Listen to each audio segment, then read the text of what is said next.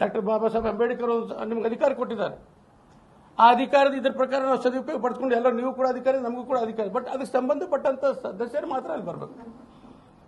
ಉಳಿದ ಸದಸ್ಯರು ಬಂದು ಅಲ್ಲಿ ದಾಂಧಲೆ ಮಾಡೋದು, ಗಲಾಟೆ ಮಾಡೋದು, ನನ್ನ ಹೆಸರಿಗೆ ಕಪ್ಪು ಚುಕ್ಕಿ ಅಂತ ತರಬೇಕು.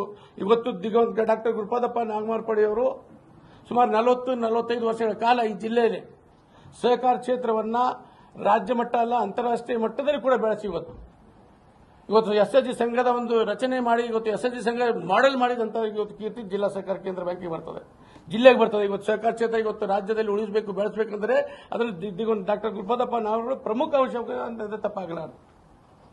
ಅವ್ರ ಬಗ್ಗೆ ಕೂಡ ಕೆಟ್ಟ ಮಾತುಗಳನ್ನು ಆಡ್ತಾ ಇದ್ದಾರೆ. ನಾನು ಆದರಣೀಯ ಗೌರವಿತ ಜಿಲ್ಲಾ ಉಸ್ತುವಾರಿ ಮಂತ್ರಿಗಳಲ್ಲಿ ಕಳಕಳಿ ಮನವಿಯನ್ನು ಮಾಡ್ತೇನೆ. ಇದರಲ್ಲಿ ರಾಜಕೀಯ ಸಹಕಾರ ಕ್ಷೇತ್ರದಲ್ಲಿ ಸರ್ವರಿಗೂ ಸಮಬಾಳು ಸರ್ವರಿಗೂ ಸಮಪಾಲು ಅಂತಕ್ಕಂಥ ಕ್ಷೇತ್ರದಲ್ಲಿ ರಾಜಕೀಯ ಬೆರೆಸೋದು ಬೇಡ. ಇಲ್ಲಿ ಸಹಕಾರ ಕ್ಷೇತ್ರ ಅಭಿವೃದ್ಧಿ ಮಾಡೋಣ. ನಾವು ನೀವು ಕುಳಿತು